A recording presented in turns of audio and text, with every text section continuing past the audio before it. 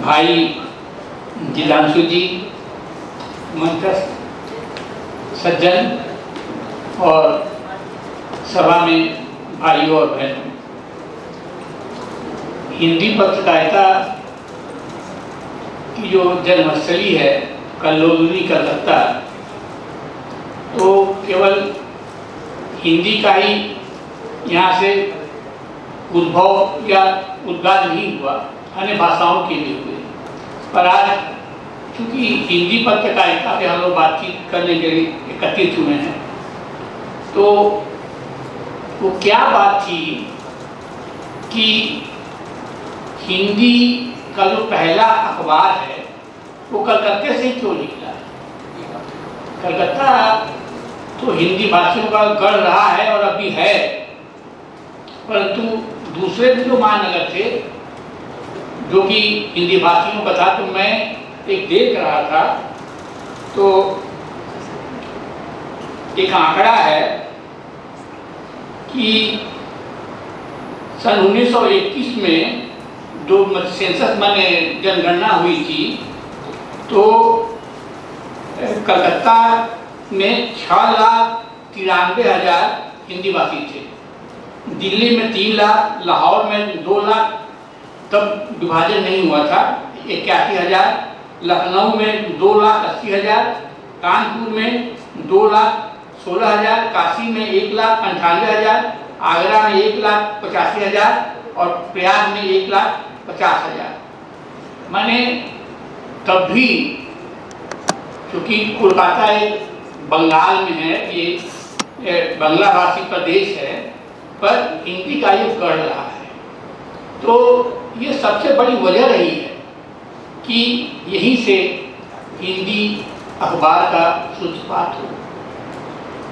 और कानपुर से आए थे दूरदर्शन शुक्ल जी, कानपुर तो हम लोग का हिंदी भाषी का एक नगर है, तो उन्होंने इसी कारण से उन्होंने कलकत्ता को चुना।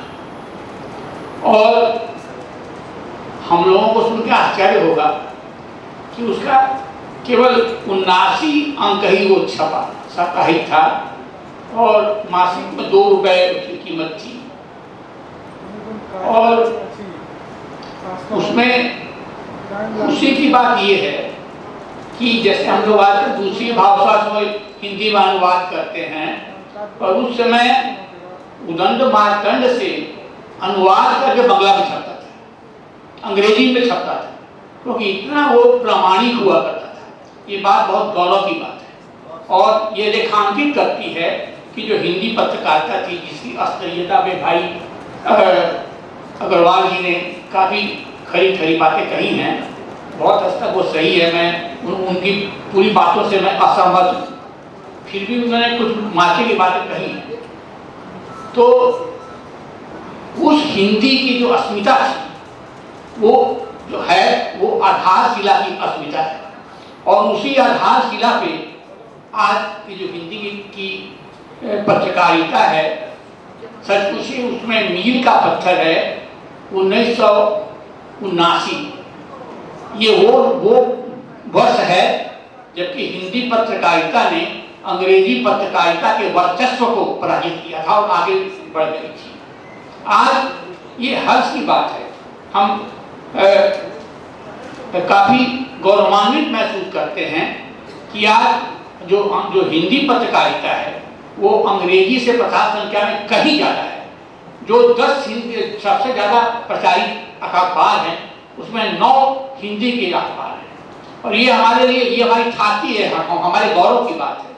पर अफसोस की एक बात है, 37 नंबर कोल्लू टोला में, जहाँ वहीं पर अमरतल्ला है, जहाँ से कि उदंड मार्तंड निकला था, वहाँ पे कोई भी आप जाके तहकीकात कीजिए, पूछिए किसी से कि भाई यहाँ पर उदंड मार्तंड कहाँ से निकला था, कोई नाम तक नहीं जाना है, वहाँ पे कोई चिन्ह नहीं है। तो ये एक बहुत बड़े अफसोस की बात है कि हम लोगों ने अपनी छाती को, जो हमारे जिस पे हम लोग गर्व करते हैं, हिंदी पत्रकारिता के प्रारंभ से हम प्रसन्न होते हैं, उसका कोई भी चिन्ह स्थापित नहीं है। यही बात हुई थी जब महिषादल में सूर्यकांत त्रिपाठी निराला जहाँ के जन्म थे, कोई भी वहाँ पर चिन्ह नहीं था। तो मैंने यहाँ स्थानीय संवाद में एक लेख लिखा था, तब उसको पढ़ के तब विष्णुकांत शास्त्री जीवित थे, वो जाके तब उन्होंने वहाँ पर एक स्तंभ लगाया था और वो आज भी वहाँ पर सुरक्षित है। तो यही बात है, हम लोगों में कहने को तो बहुत कुछ है, हम बहुत शिकायत कर सकते हैं, परंतु सच पूछा जाए तो जो हिंदी पत्रकारिता है उसमें आज काफ़ी बदलाव हुआ है।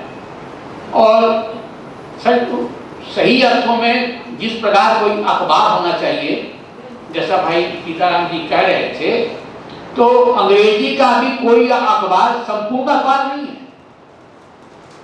और हिंदी के जो अखबार हैं वो आज अपने आप को काफ़ी जो विषय जैसे विज्ञान है, पर्यावरण है, या जो आधुनिक विषय हैं उनका भी समावेश हो रहा है। तो जो हिंदी पत्रकारिता है वो समावेशी पत्रकारिता है। और इसमें ये बात जरूर है कि जो पत्रकार हैं, पत्रकारों को जो वेज बोर्ड है, वेतन आयोग की जो मान्यताएं हैं, जो सुझाव और सिफारिशों से वो वंचित हैं। तो यदि पत्रकार ही वंचित रहेगा तो उसका अखबार कैसे चलेगा? तो यही बात है कि, और यदि संपादक ही मालिक हो जाए, संपादक की जो सत्ता है वो तो खत्म हो गई है। अब संपादक जिस राज्य में हुआ करते थे, आज संपादक की वो सत्ता नहीं है, वो मालिक ही संपादक है।